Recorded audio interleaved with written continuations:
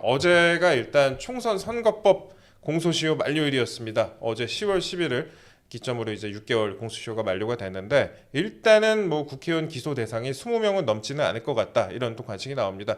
보도된 걸 따져보면은 국민의힘이 어제까지 2명, 그다음에 민주당은 10명의 의원이 기소가 됐는데 이 부분에 대해서 좀 어떻게 보셨어요?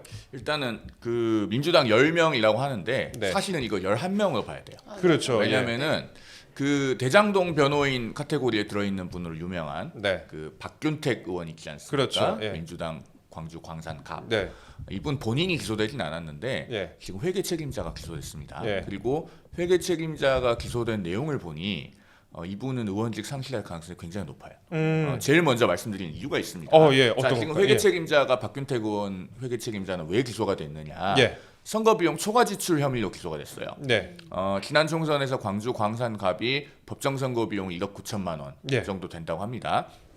그런데 우리 선거법에는요, 법정 선거 비용에서 200분의 1 이상 200분의 초과 사용하면 그게 범죄가 돼요. 아. 200분의 1이면 0.5%입니다. 예. 그러면 1억 9천만 원에 0.5%면 얼마입니까? 95만 원이에요. 95만 원. 그러니까 100만 원만 초과 지출해도 안 되는 거예요. 예. 이 지역에서. 예. 그런데 얼마를 지금 초과 지출한 혐의를 받고 있냐? 2,880만 원이에요. 어우. 예. 그러면 이제 이게 뭐 선거 비용이냐 아니냐를 가지고 재판에서 다투기도 하겠지만 2,880만 원을 초과 지출한 혐의로 기소가 됐는데 이걸 95만 원까지 방어하는 게 가능할까? 일견 쉽지 않아 보이거든요. 그런데 이게 이제 회계 책임자가 기소가 되면 예. 선거법 위반으로 300만 원 이상 예. 벌금형을 받으면 의원 본인이 의원직이 상실됩니다. 네. 당선 무효가 돼요. 그래서 여기가 제가 봤을 때는 나머지 모든 지역 통틀어서 봤을 때 제일 심각하다. 의원 본인이 아님에도 불구하고. 예. 그래서 제일 먼저 말씀드리고요.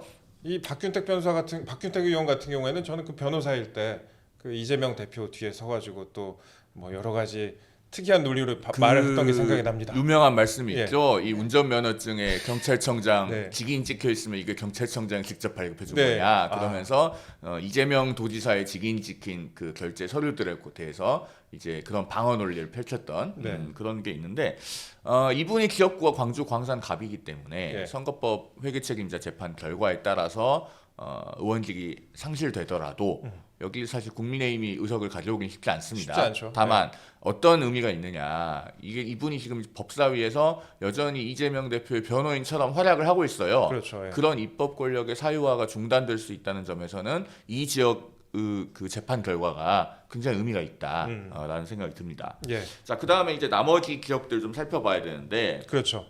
나머지 10명의 민주당 선거법 위반 기소 의원들 중에 예. 호남이 6명, 호남 6명. 수도권이 4명이에요. 수도권 어디 4명. 먼저 볼까요? 호남 먼저 보시죠. 호남 먼저 많은 볼까요? 데부터 봅시다. 예.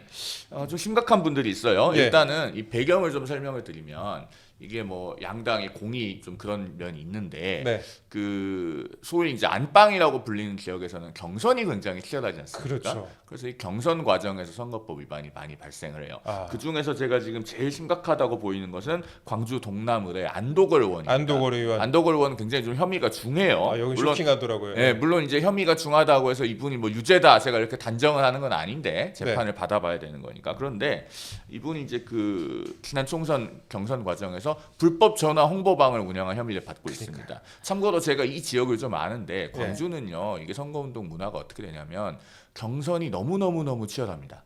거의 경선을 경선이 통과하면 곧 당선이잖아요. 본선이니까. 예. 그래서 그 경선 이기잖아요. 그러면은 캠프에서 대대적으로 보통 회식을 하고 네. 그 다음에 선거운동을 안 해요. 저 지난 기억나는 게 총선 때 휴가 갔다는 뭐 그런. 실제로 기사가 났었죠. 네, 그 문 앞에 써붙여놓고 네. 오늘 캠프 문 닫는다고 네. 그런 그 지역구도 있었다고 하는데, 그래서 그 공식 선거운동 기간이 되면 유세차 한 대가 그냥 형식적으로 돌아요.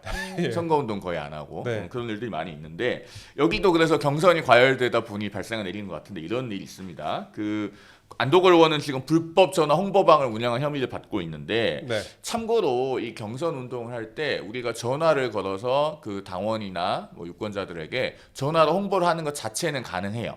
2020년에 선거법이 개정이 돼서 네. 이건 지금 허용이 됩니다. 단 그 전화를 하시는 분들께 돈을 드리면 안 돼요.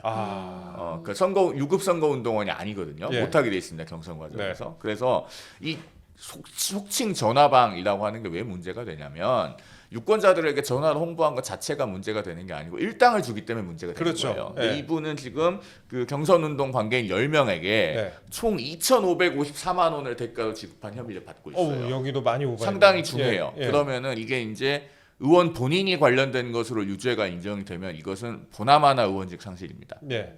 그 금액이 굉장히 크기 때문에. 그렇죠. 그리고 이분은 이것만 있는 게 아니고 그 본인 사촌이 운영하는 그 법인으로부터 네. 경제연구소 운영 자금 명목으로 4,300만 원 정도를 수수한 혐의도 받고 있어요. 그래서 지금 호남에서 기소된 6명의 현역 의원 중에 이 안도걸 의원의 혐의가 제일 중요해 보인다.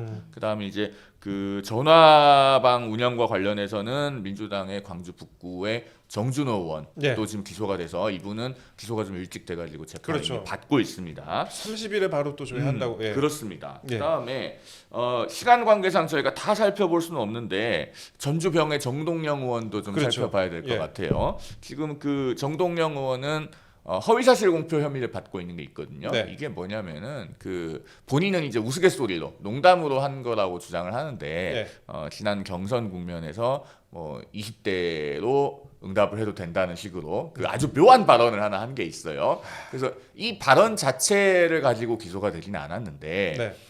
이 발언 뒤에 한 발언이 문제입니다. 예. 그러니까 이런 발언 자체가 일단 법적인 문제를 떠나서 정치 윤리적으로 굉장히 잘못된 발언이잖아요. 그렇죠. 그런데 이런 발언에 대해서 이제 질문을 받으니까 난 그런 발언 한 적이 없다고 했어요. 20대로 거짓 응답하고. 이런 발언을 한 적이 없다고 해서 그 뒤에 한 말 때문에 이 예. 허위사실 공표로 지금 기소가 됐습니다. 네. 그러면 구조가 뭐하고 비슷합니까? 이재명 대표가 본인 이제 김문기 고 성남도시개발공사 개발 1처장과의 네. 관계를 부정하기 위해서 시장 재직 당시에 난 김문기 처장을 몰랐다. 네. 그러니까 과거의 어떤 본인의 행적을 부인하기 위해서 한 허위사실 공표잖아요. 네. 비슷한 구조를 갖고 있어요, 정동영 의원도. 아. 그래서 이 발언에 대해서 그러면 이제 벌금 100만 원 이상으로 평가를 받을 거냐 아니냐를 좀 봐야 됩니다. 그 정동영 의원 같은 경우에는 근데 좀 나이대 관련해서 좀 실언이 있는 것 같아요. 그 예전에는 과거부터 60대. 그렇습니다. 예, 예. 이제 뭐 60대, 70대 어르신들은 투표 안 하셔도 된다라고 했다가 예. 노인 폄하 발언으로 아주 사회적으로 큰 논란을 빚었었죠. 네. 그래서 이분은 참 왜 이러는지 모르겠습니다. 아무튼 그런 게 있고요. 예. 그다음에 선거법 위반으로 기소된 혐의 자체는 그렇게 중하지 않다고 볼 수 있는데 앞으로 관련 사건이 어떻게 될지 추이를 봐야 되는 분이 있습니다. 신영대 의원인데요. 예. 군산 김제 부안 갑. 그렇죠. 이분은 지금 선거법 위반으로 기소된 혐의 자체는 그렇게 중하지 않다고 볼 수 있어요. 뭐냐면은 그 공직선거운동 기간이 아닐 때 우리가 예비후보 신분으로는 확성장치 사용할 수 없잖아요. 그렇죠. 이걸로 기소가 됐는데 마이크. 예. 근데 왜 제가 이제 호남에 그 선거법 위반으로 기소된 민주당 현역 의원 6명 중에 4명을 살펴보면서 이분을 굳이 이야기하느냐? 예. 이분은 지금 전현직 보좌관 2명이 다른 혐의로 기소가 돼 있어요. 아. 뭐냐면은 여기도 경선 때문에 벌어진 일인데 경선 과정에서 이 보좌관들이 아주 수상한 행동을 했다고 해요. 휴대폰 수백 대를 사들인 그 정황이 포착이 돼서 이거 수사받다가 지금 보좌관들은 기소가 됐습니다. 예. 그러면은 우리가 그 공범이 기소가 돼서 재판 중이면 아직 기소되지 않은 공범의 공소시효가 중단되잖아요. 그렇죠. 그러면은 저는 신영대 의원이 여기에 관련이 있는지 없는지는 몰라요. 그런데 만약에 여기에 신영대 의원도 관련성이 있다라고 하면 아직 공소시효가 안 끝난 거예요. 예. 오늘이 10월 11일이지만 네. 왜 전현직 보좌관 2명은 기소돼서 재판을 받고 있으니까 이 보좌관들은 지금 그 군산 지원이 아니고 서울 북부지법에서 재판이 진행되고 있습니다. 예. 그러니까 여기는 그 보좌관들의 재판에서 혹시 신영대 의원 본인의 관련성이 확인이 되는지 그것 좀 추이를 봐야 된다. 여기 근데 지금 그러면 가슴 뛰는 사람이 한 명 있을 것 같아요. 흑석 김의겸 전 의원. 예. 그렇죠. 여기가 또 지역이 또 같잖아요. 예. 그런데 또 그런다고 해서 그분한테 기회가 돌아올지는 또 그건 뭐 본인은 그런 생각이 있겠지만 아무튼 두고 봐야 될 문제고요. 자, 그다음에 수도권으로 좀 가볼게요. 예, 수도권. 일단 수도권에서는요. 네. 네. 지난 총선을 뜨겁게 달궜던 안산갑의 양문석 의원. 이거 뭐 유명하죠. 네, 예. 그리고 인천 동미출갑의 허종식 의원. 예. 그리고 그 최근에 이제 김대남 씨와 관련해서 또 언급이 많이 됐던 용인갑의 예. 이상식 의원, 예. 그리고 평택의 이병진 의원 네. 이렇게 4명의 지금 민주당 의원이 기소가 돼 있는데 제가 봤을 때 가장 먼저 살펴봐야 될 것은 역시나 민주당 돈봉투 사건에서 1심 유죄 판결을 이미 받은 그렇죠. 허종식 의원입니다.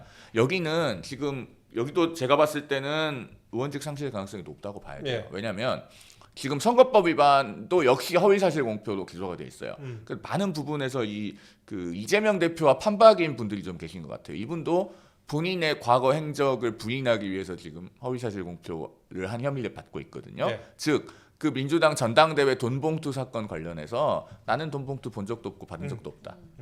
라고 했는데 이것을 블로그에 글을 올렸다고 해요. 그러니까 누가 물어봤는데 그냥 소극적으로 다 아니야. 이거 아니고 이거 매우 적극적인. 적극적인 허위사실 공표를 했어요. 그랬으면 기소가 됐는데 네. 이 허위사실이냐 아니냐를 가려야 될 그 민주당 전당대회 돈봉투 사건 1심에서 유죄가 나왔잖아요. 이분. 물론 뭐 항소심 대법원 남아 있습니다만은 1심에서 징역 3개월에 집행유예 1년, 예. 추징금 300만 원 선고가 됐어요. 이것 자체만으로도 확정이 되면 정치자금법 위반으로 의원직 상실이에요.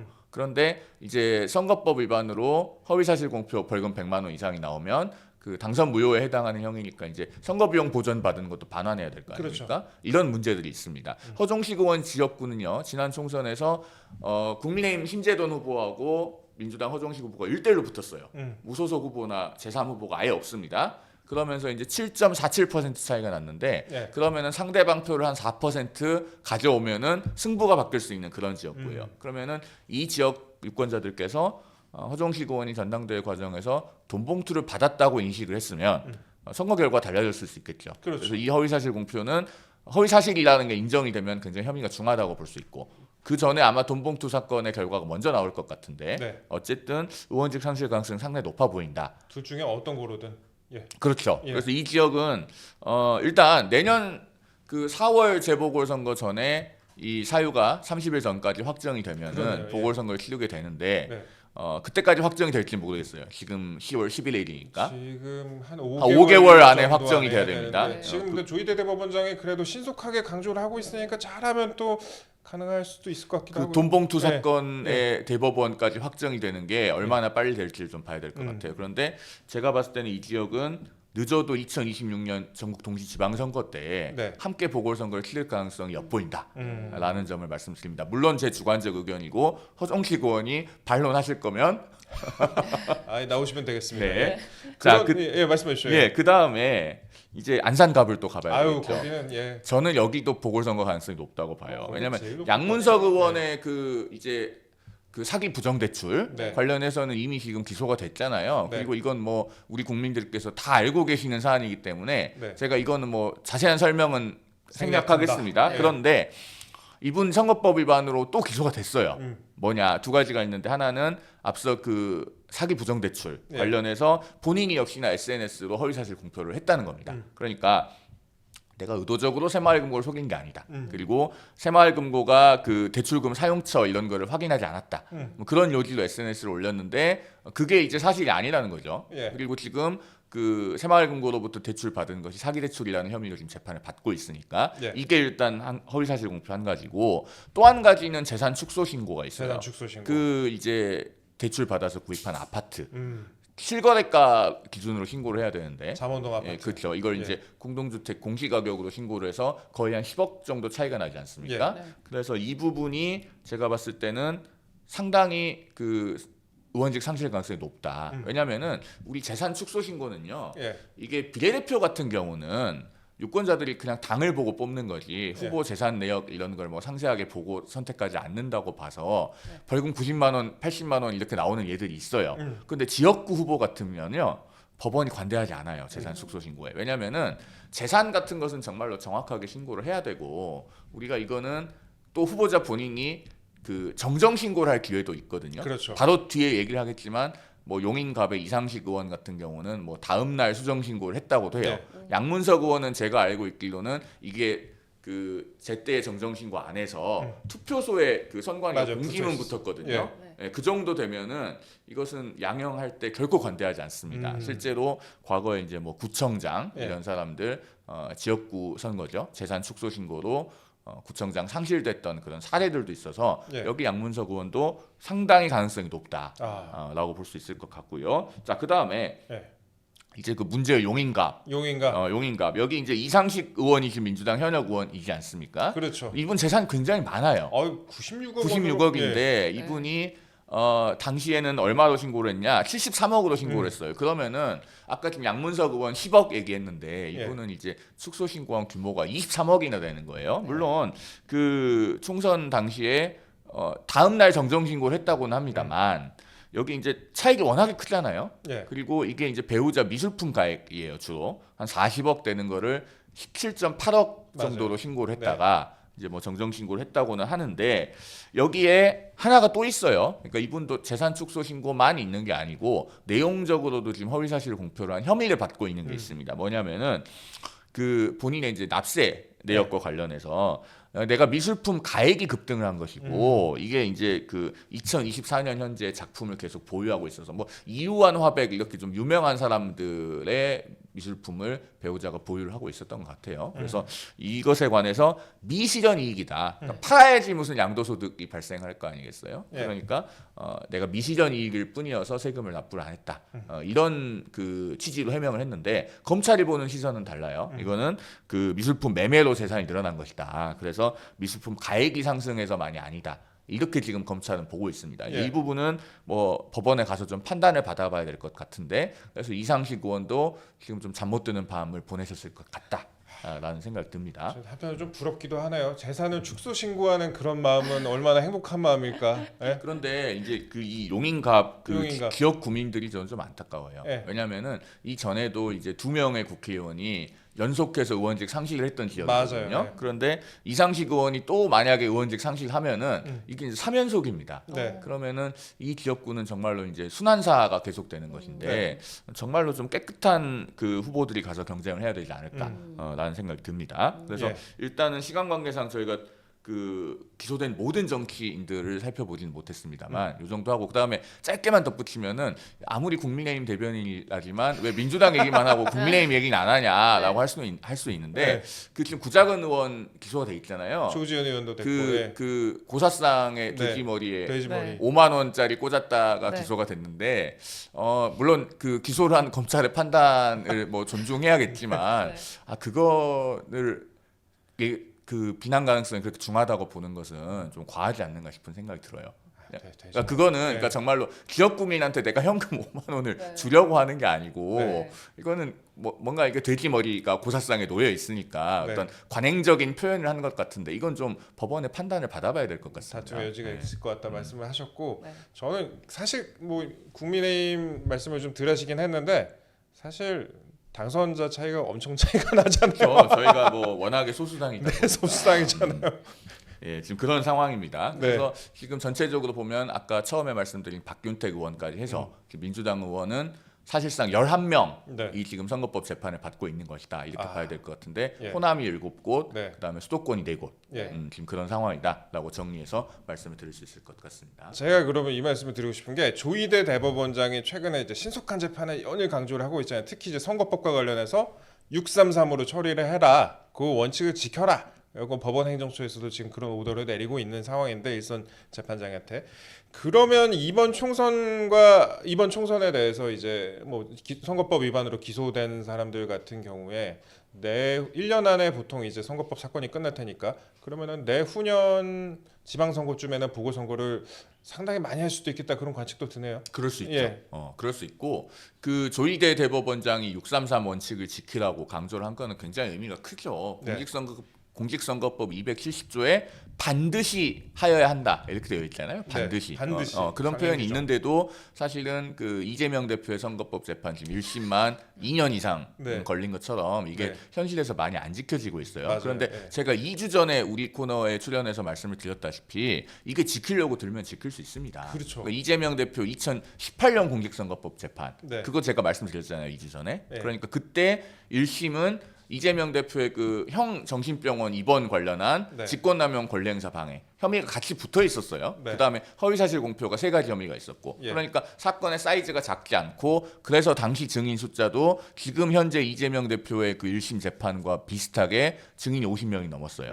그랬는데도 6개월을 아주 살짝 넘겨서 1심이 끝났고 예. 2심도 3개월을 아주 살짝 넘겨서 마쳤다. 제가 예. 그 말씀을 드렸잖아요. 네, 그러니까 맞아요. 재판부가 의지를 갖고 지키려고 하면 지킬 수 있습니다. 네. 그래서 지금 이번에 그 기소돼서 재판받는 국회의원들 예. 제발 1심 재판을 6개월 안에 끝내주십사. 아. 그런 당부의 말씀을 제가 간곡하게 드립니다. 예. 여야를 막론하고. 지금이 2024년 10월 11일이니까 1년이면 2025년 10월 10일까지 마음만 먹으면 또 끝낼 수가 있다. 예. 6개월이니까 내년 4월까지죠. 야, 그렇죠. 6개월은 그렇고 3, 네. 3이니까. 그렇죠. 예. 그래서 4월 그다음에 7월 대법원까지 하면은 네. 내년 이맘때쯤까지 하면 결론이 다 나와야 돼요. 네. 사실은 확정 판결로. 네. 그래서 얼마나 그 633 원칙이 잘 지켜지는지 아마 우리 유권자들께서도 국민들께서도 많은 관심을 갖고 지켜보시리라고 생각합니다. 예, 뭐 아까 말씀하셨지만 호남 지역도 있지만 또 수도권 지역도 상당히 좀 있잖아요. 그래서 앞으로 또 다음 보궐선거에서 또 중요한 포인트가 될 수도 있겠다. 예, 그런 생각을 좀 해봅니다.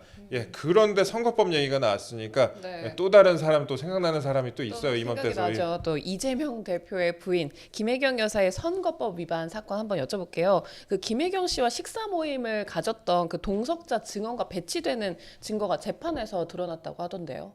지금 일단 그 상세한 내용 들어가기 전에 이 네. 김혜경 씨 같은 경우는 올해 2월 14일에 기소가 됐어요. 그렇죠. 어제 공판기일에서 이제 새로운 선고기일이 예정은 됐죠. 네. 11월 14일에 선고한다고 하니까 여기도 이제 1심이 9개월 걸리는 겁니다. 네. 그래서 6개월을 넘겨서 좀 아쉬운 감은 있고 네. 어쨌든 이번에 지정된 선고기일에는 재발재판부가 좀 결론을 내주십사 하는 그런 개인적인 부탁 말씀을 드리고요. 어제 공판기일에 말씀하신 것처럼 굉장히 의미 있는 내용이 나왔죠. 네. 그러니까 재판부가 지금 뭐 때문에 이 사건 변론 제기를 했냐면은 그러면은 이제 당시에 뭐 사적 모임으로 인식했냐, 공적 모임으로 인식했냐, 그 피고인이 뭐 어떤 인식을 가졌는지 뭐 따져봐야 된다 등등등 하면서 뭐 금융거래 내역 이런 것도 재판부가 사실 조회를 보내서 좀 자세히 받아보겠다 해서 이제 공판기일이 추가로 잡힌 거고, 그 다음에 증인도 그 2명을 추가로 불러서 네. 직권으로 신문하기로 해서 변론 제기를 했는데, 지난번 공판기일 때 이 배모 씨, 그러니까 김혜경 씨의 수행비서였던 그 네. 경기도 전 5급 공무원, 네. 이 사람이 또 불출석했잖아요. 네. 그래서 다시 부르니까 이번엔 나왔죠. 네. 나와서 어제 이제 증언을 하기로 그 김혜경 씨가 이제 그 밥값을 내면은 공직선거법 위반이 된다는 인식은 있었을 것이다 라는 증언을 했어요. 이제 이 증언을 김혜경 씨의 변호인 측에서는 유리한 진술로 받아들입니다. 뭐냐면 그쪽에서는 예. 계속 이제 일관된 그 변론의 방향이, 김혜경 씨는 선거를 여러 번 치른 이재명 대표의 배우자이기 때문에 밥을 함부로 사면 안 된다는 그 인식이 있었다. 그래서 그 수행비서한테 이렇게 뭐 대신 결제하도록 하거나 그렇게 하지 않았을 것이라는 취지로 계속 변론을 해왔어요. 그래서 배모 씨가 진술한 것이 일견 그런 방향처럼 보이긴 하는데, 문제는 이제 어제 중요한 물증이 나왔는데 그게 배모 씨의 진술의 신빙성을 깨는 측면이 있어요. 뭐가 있냐면, 이제 많은 언론에서 주목을 한 것이 그 현금 결제 내역 없음, 그 부분에 집중을 하고 있잖아요. 요건 네. 잠깐 설명을 드리면은 네. 그 김혜경 씨가 지금 기부행위를 했다, 즉 밥을 사서 선거법을 위반했다라고 의심을 받고 있는 그 식사 모임에 네. 동석을 한 사람들이 이제 민주당 그 국회의원 배우자들이잖아요. 그렇죠. 그 중에 그 법정에 나와서 진술한 국회의원 배우자가 어떤 내용을 과거에 얘기했었냐면은, 그 내가 현금으로 내 밥값은 결제를 한 것 같다. 그렇게 기억한다라고 진술을 했었는데, 이번에 그 해당 식당의 그 포스기, 그러니까 그 결제 내역을 받아보니까 거기에 그 날짜 그 시간대에 해당 방은 현금 결제된 내역이 없다는 거예요. 그러면 이제 그 의원 배우자의 진술은 깨지는 거죠. 그렇죠. 왜냐하면 그 말로 하는 것보다는 물증이 훨씬 더 증거로서의 가치는 높다고 봐야 되니까요. 네. 물론 여기에 대해서 김혜경 씨 측의 변호인은 아니 현금 결제했는데 세금을 안 내려고 누락할 수도 있다. 뭐 그렇게 주장을 하고 있다고 해요. 그런데 탈세로 몰아버리네. 예. 그런데 이 포스기에서 나온 내역 중에 네. 또 하나 의미 있는 게 있어요. 네. 뭐냐면은 이날 이제 식당에서 밥값이 결제가 됐을 거 아닙니까? 경기도 법인카드로 결제가 됐으니까 지금 기소가 되고 이 재판을 받고 있는 거잖아요. 그 10만 4천 원. 그런데 이거를 이제 배모 씨는 과거에 법정에 나와서 뭐라고 주장했냐면, 이게 김혜경 씨 일행이 먹은 밥값이 되면 안 될 거 아닙니까? 그죠? 그러니까 이때 뭐라고 했냐면은 그 당시 5인분 밥값이 법인카드로 결제된 것에 대해서 내가 수행원 등 세 사람하고 따로 식사를 했고 2인분은 포장을 해갔다. 그러니까 김혜경 씨 일행의 밥값이 아니라는 취지로 과거에 진술을 했던 거예요. 그런데 이 포스기의 그 결제 내역, 주문 내역 다 입력하잖아요, 우리가. 그렇죠. 그 확인을 해보니 거기에서 이제 포장 주문을 한 건 안 나왔다고 해요. 그래서 그러면은 이것도 배모 씨 진술의 신빙성이 깨지는 거예요. 예. 그러면은 앞서 제가 말씀드렸죠. 배모 씨가 이번에 다시 나와서 김혜경 씨가 밥을 사면은 공직선거법 위반이라는 인식이 있었다고 생각하냐라고 하니까 있었다라는 취지로 진술을 했고, 그것을 이제 김혜경 씨 변호인 측에서는 일관된 변론 방향에 부합하는 걸로 받아들인다고 볼 것 같은데 예. 저는 오히려 반대다. 이렇게 그 배모 씨의 진술이 포스기 결제 내역에 의해서 신빙성이 의심스러운 것으로 탄핵되는 마당에는 그 위법의 인식이 있었다고 하는 부분은 법관이 자유심증으로 증거로 취할 수 있거든요. 그러면서 앞서 말씀드린 객관적인 물증에 의해서 배치되는 부분은 받아들이지 않고 예. 증거로 보지 않고 이렇게 하면은 제가 봤을 때는 오히려 김혜경 씨에게 불리하게 작용할 수 있다. 그렇겠네요. 예. 그럴 수 있어서 이 재판은 이제 지금 2주 뒤에 공판기를 한 번 더 하고 그로부터 3주 뒤인 11월 14일에 선고가 예정되어 있습니다. 그리고 이미 지금 검찰이 300만 원 구형을 했잖아요. 그렇죠. 아마 구형에 관한 의견은 바뀌지 않을 것 같아요. 변론 재개를 했지만 특별히 뭐 새로운 그 구형을 할 만한 요인은 없다고 보면은 그대로 유지가 될 것 같은데 제가 봤을 때는 재판부가 면밀하게 확인한 내용들이 김혜경 씨에게 점점 불리하게 돌아가는 것이 아닌가 저는 그렇게 지금 보고 있습니다. 아, 그럼 재판부가 이제 지난번에도 그랬는데 직간접적으로 인과관계를 확인할 수 있는 객관적 증거를 아직 완전히 확보하지 못했다 이런 식으로 재판을 한번 딜레이를 했었잖아요. 이게 그 오히려 그 변호사님 보시기에는 김혜경 씨한테 더 불리한 부분이다. 그러니까 제가 생각하기는요. 예. 재판부가 이 사건을 다루면서 좀 네. 고민이 있었던 것 같아요. 그러니까 한번 변론 제기를 했는데 그 네. 고민의 이면에는 이거를 판결문에 논란의 여지가 없게 하겠다라고 하는 부분이 좀 있지 않나 싶어요. 네. 어느 쪽이든. 네. 그래서 그 해당 식당의 결제 내역과 네. 같은 이제 금융거래 내역에 관한 제출 명령을 직권으로 보내서 지금 네. 받아보고 있고, 그다음에 2명의 증인도 직권으로 직접 이제 불러서 증인신문을 또 했지 않습니까? 네. 그런 것들이 더 면밀한 그 판결 이유의 근거를 갖춰서 네. 나중에 선고하고 판결문이 나왔을 때 논란이 없도록 하기 위한 그런 그 작업의 일환으로 보인다. 저는 그렇게 생각을 하고요. 이 포스기에서 현금 결제 내역이 안 나온 것, 네. 이건 커요. 아, 왜냐면은 뭐 김혜경 씨 변호인 측에서는 현금 받고 그 일부러 입력을 안 했을 수도 있지 않느냐 이렇게 얘기를 하는데 그거를 그렇게 해야 될 만한 유인이 없거든요, 사실. 네. 그리고 그러면은 예를 들면은 그 식당 주인이나 종업원이 증인으로 나와서 우리 식당은 정말로 관행적으로 현금 받으면은 이거 포스기에 일부러 입력을 안 합니다. 네. 뭐이 정도 증언이 나오면 모를까. 네. 제가 봤을 때는 뭐 현금으로 결제했는데 입력을 안 했을 수도 있다. 이건 그냥 막연한 추측이잖아요. 네. 그래서 재판을 그렇게 하기는 곤란한 문제 아닌가라는 생각이 들고 그다음에 그날 결제된 그 5인분 10만 4천 원 이거는 그 내가 수행원들하고 먹고 2인분은 따로 포장해 갔다. 이 진술이 사실상 깨진 것도 저는 의미가 크다고 보거든요. 예, 그래서 이거는 김혜경 씨 변호인단의 생각대로 되지는 않을 것 같다. 예. 저는 어제 이제 재판 그 공판기를 보도한 기사들을 보고 그런 생각이 들었습니다. 한 가지만 더 짚어보자면 이 선고를 김혜경 씨 선고를 11월 14일에 한다고 합니다. 네. 근데 11월 15일이 그렇죠. 또 누군가의 이재명 대표의 선거법 위반 선고가 있죠. 그래서 11월 14일, 15일 지금 연속해서 네. 선고가 있게 되는 그런 부부간은 상황이죠. 이제 하루 차이로 이제 그런 또 그런 관측하는 그런 부분이 있을 것 같다 그렇게 말씀을 드리겠습니다. 이게 부부간에 하루 차이로 같은 또 죄명으로 선고를 받는다. 이것도 우리나라에 거의 처음 있는 일 아닐까요? 그렇죠. 예. 그리고 그 동안에 뭐 그 법원은 다르지만 네. 부부가 같은 날 그 공판기일에 출석을 하기도 하고 뭐 그런 일도 있었잖아요. 예. 그래서 참 그 대한민국 헌정사에 전례가 없는 부부가 아닌가 뭐 그런 생각이 듭니다. 예.